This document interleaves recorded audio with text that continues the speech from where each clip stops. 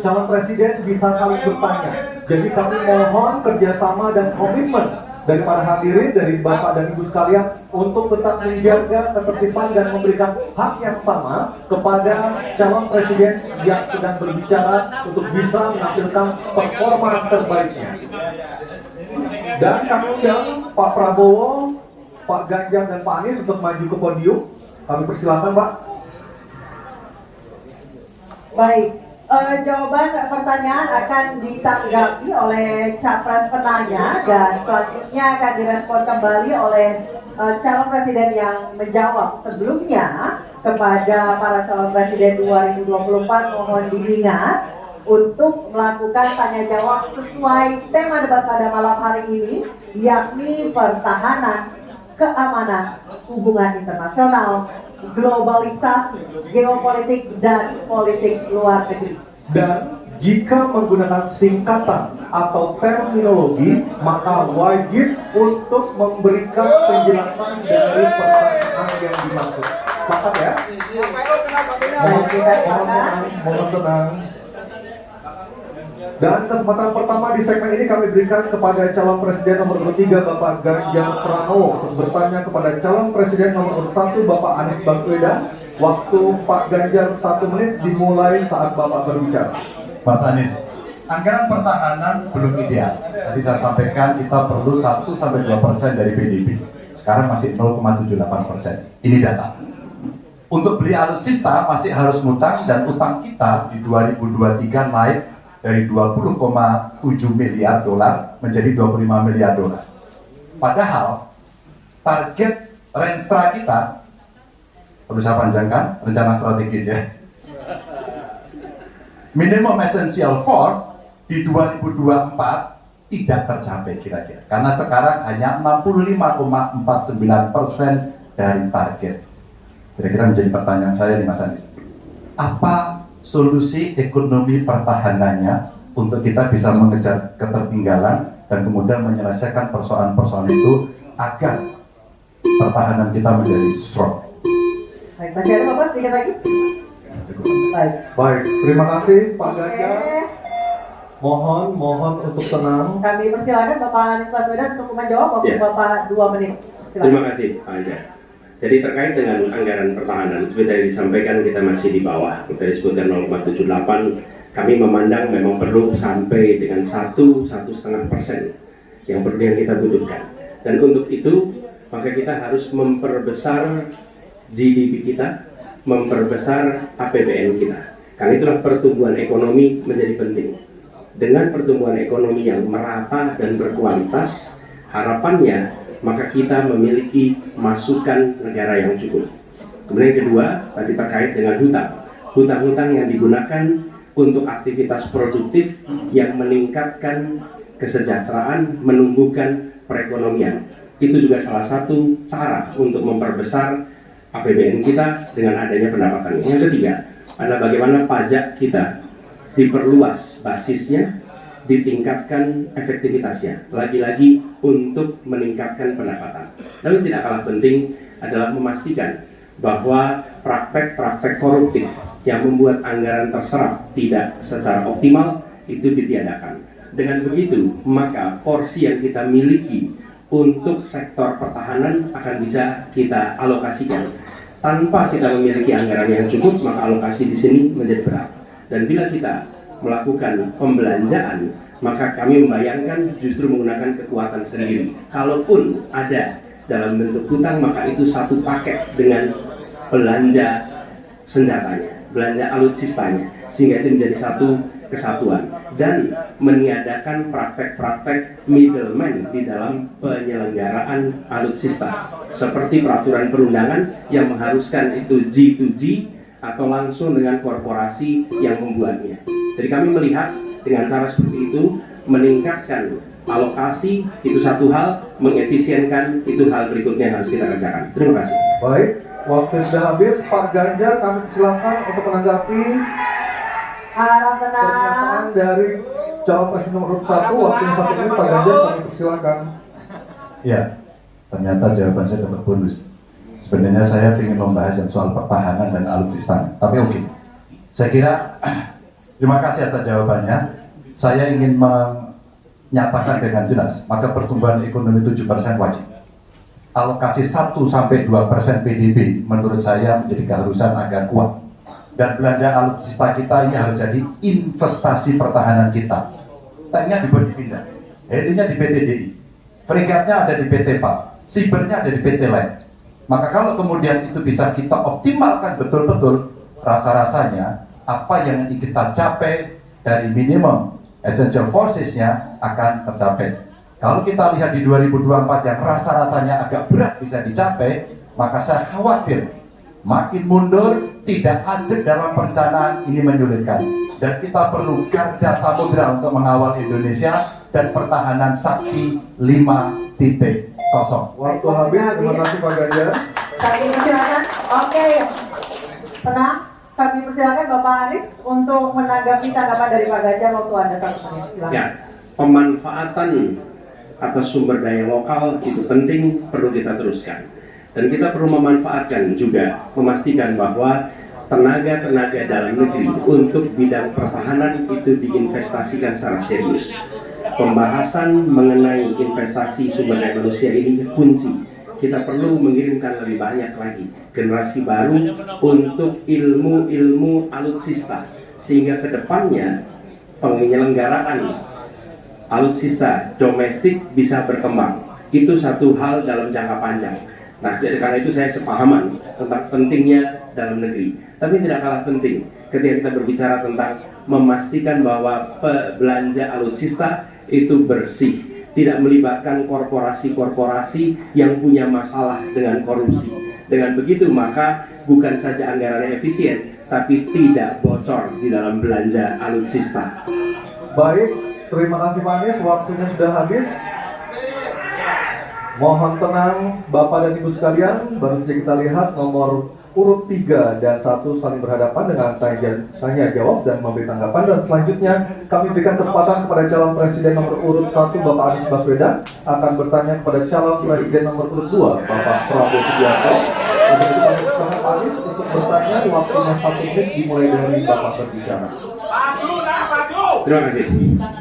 Semakin tinggi jenjang kepemimpinan, semakin luas cakupannya, semakin kompleks organisasinya, maka pemimpin makin mengandalkan pada nilai. Bukan lagi teknis-teknis, tapi makin mengandalkan pada nilai. Itu yang membedakan antara kepemimpinan yang kompleks dengan yang sederhana. Nah, pertanyaan yang ingin saya sampaikan kepada Bapak adalah apa hubungan antara standar etika seorang pemimpin negara dengan kemampuannya dalam menjaga pertahanan, keamanan, dan kedaulatan negara. Terima kasih. Baik, waktu masih ada Pak Anies. Sudah Cukup? Baik, kami persilakan pada calon presiden nomor urut 2 Bapak Prabowo Subianto untuk menjawab pertanyaan dari Bapak Anies. Waktu Bapak 2 menit dimulai ketika berbicara. Silakan. Saya sependapat, semakin tinggi, semakin kompleks. Memang kepemimpinan itu butuh nilai-nilai yang sangat fundamental. Pertama, nilai adalah cinta tanah air.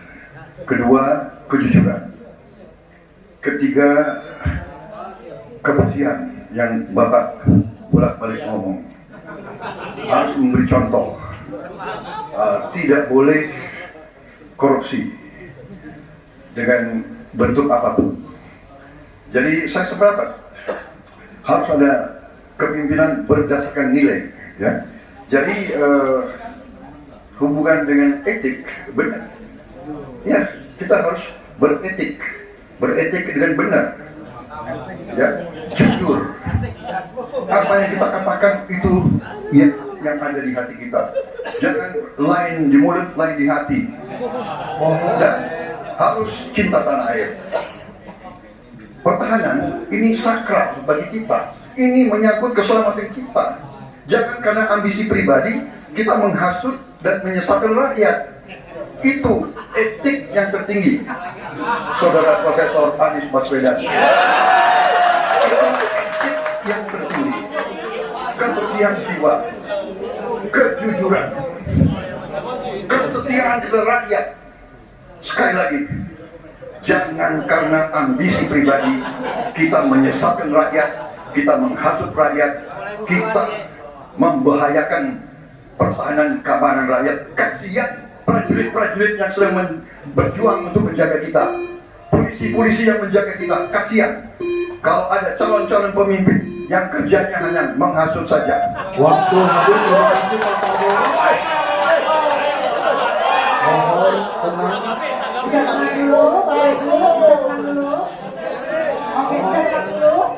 Baik, kita lanjutkan kepada Bapak Anies Baswedan menanggapi jawaban dan pernyataan dari Capres nomor 2 Bapak Prabowo Subianto. Silakan Pak Anies. Ketika dikatakan bahwa standar etika yang dipegang adalah tinggi, memang menjadi presiden, panglima tertinggi harus memiliki standar etika yang amat tinggi.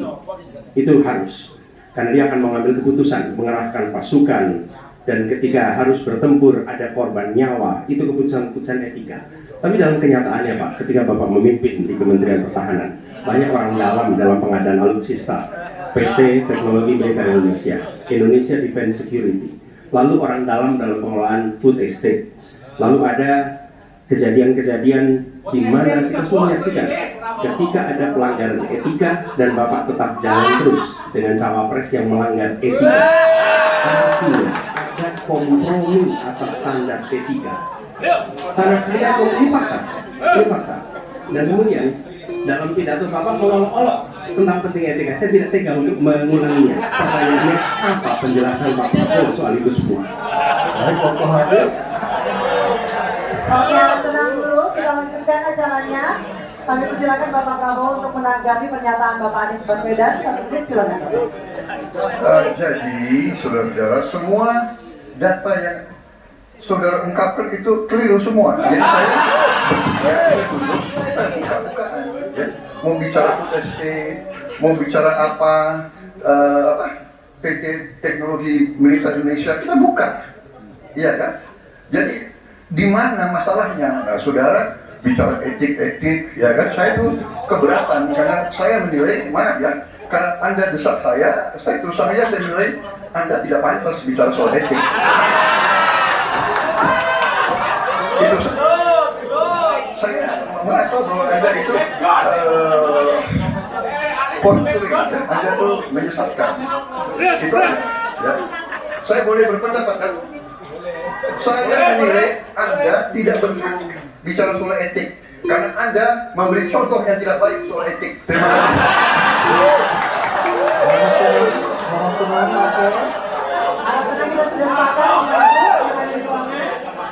Baik, sekarang saatnya kita akan melihat calon presiden nomor 2 dan 3 saling bertanya dan menanggapi. Diawali dengan calon presiden nomor 2 Bapak Prabowo Subianto bertanya kepada calon presiden nomor 3 Bapak Ganjar Pranowo. Kami persilakan Pak Prabowo, waktunya 1 menit. Baik, Pak Ganjar mengatakan bahwa anggaran pertahanan kita sebaiknya naik 1-2%, dan bahwa kita harus membangun industri pertahanan dalam negeri yang kita utamakan. Pertanyaan saya, kalau kita menaikkan sampai dengan 1-2%, bagaimana sikap Bapak dalam mengambil keputusan tentang teknologi yang mana yang kita prioritaskan dalam peningkatan pertahanan itu? Postur mana? Daratlah, lautlah, udara, atau ketiga-tiganya, atau kita mengarah ke teknologi yang lebih canggih lagi? Terima kasih. Masih ada waktunya Bapak? Cukup. Baik. Kami persilakan Bapak Ganjar untuk menjawab pertanyaan dari Pak Prabowo. Waktu Anda 2 menit, silakan. Terima kasih. Mudah-mudahan saya didudukkan di tengah, memang agak mendinginkan dua kawan saya. Mana pilihannya dari Matra itu? Proporsional Pak. Tapi tidak ada serangan yang akan masuk melalui darat karena kita negara strategik. Maka yang mesti diperkuat hari ini adalah laut. Prioritas. Laut. Mereka butuh sonar Pak. Mereka butuh sensor-sensor Pak. Dan hari ini mereka menyampaikan kepada saya kebutuhan itu nomor satu hari ini. Yang berikutnya tentu udara. Kenapa udara? Kami tidak bisa, Pak. Dan saya senang kalau nanti Bapak dalam forum ini menjelaskan ide Bapak untuk membeli pesawat bekas. Kenapa ini menjadi penting? Kami tidak rela dengan statement Bapak tadi yang saya dukung, Pak. Kasihan prajurit. Pak, kalau pilotnya itu mesti dilatih 3 tahun, pesawatnya bekas, Pak. Dan dia harus datang lagi, pelatihan lagi, Pak. Dengan resiko yang sangat tinggi, tentu itu sangat berbahaya. Maka peningkatan itu, Pak, di awal saya sampaikan, kenapa pertumbuhan harus tinggi? Kenapa industri dalam negeri menjadi prioritas? Bahkan saya sebut tadi, tank dibuat di mana, heli, fregat, cyber dibuat di mana, agar kita bisa konsisten dalam perencanaan pembangunan, termasuk ketika kita membuat kapal selam yang sudah dimulai dari PT PAL.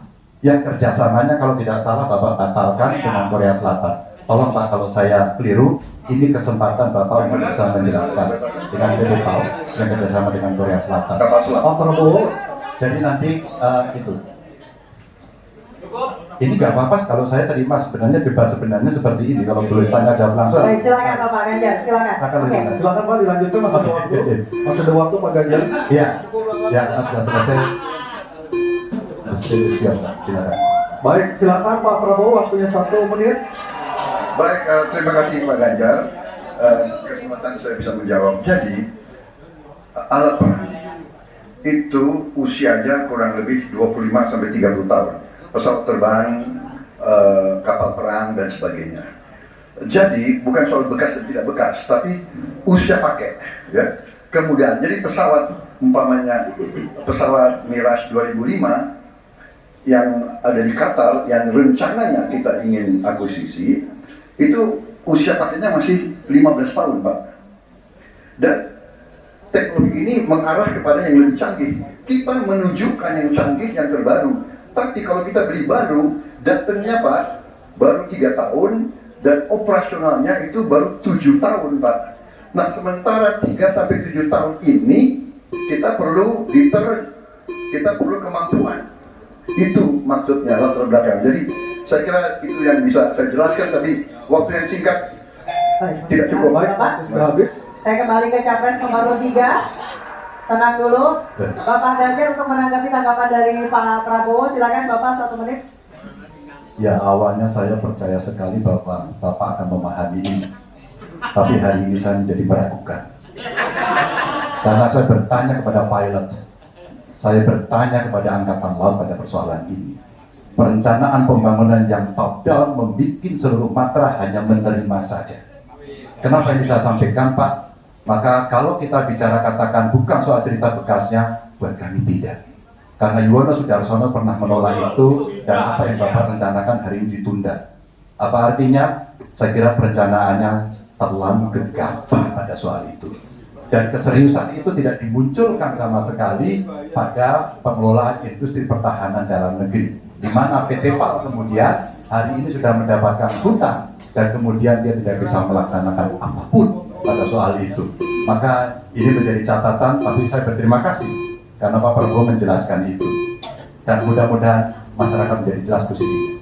Baik, terima kasih Pak Ganjar, Pak Prabowo dan Pak Anies. Kita berikan aplaus yang meriah untuk ketiga calon presiden kita. Bapak Ibu sekalian. Baik, para analis pemirsa, kita akan jeda dulu. Selanjutnya akan sama seperti segmen ini akan ada tanya jawab antar capres, dan kami persilakan untuk para calon presiden kembali duduk. Jangan kemana-mana, tetap di depan. Debat ketiga calon presiden pemilu tahun 2024. Ya, sekarang kan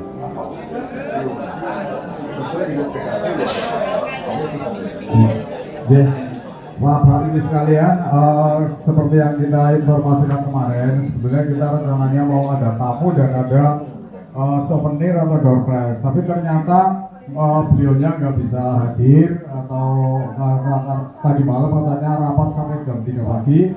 Jadi ini ada door prize cuma seadanya dulu. Mungkin ada mug 5, ada topi, dan ada t-shirt 5.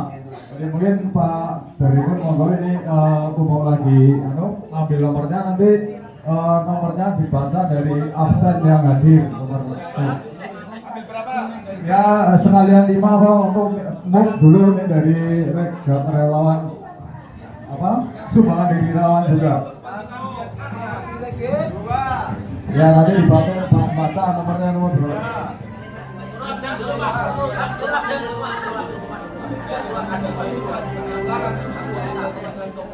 Ada yang merasa belum absen? Ada yang belum absen? Nanti dulunya nanti. Sudah, absen dulu. Absennya belum. Oh, cewek.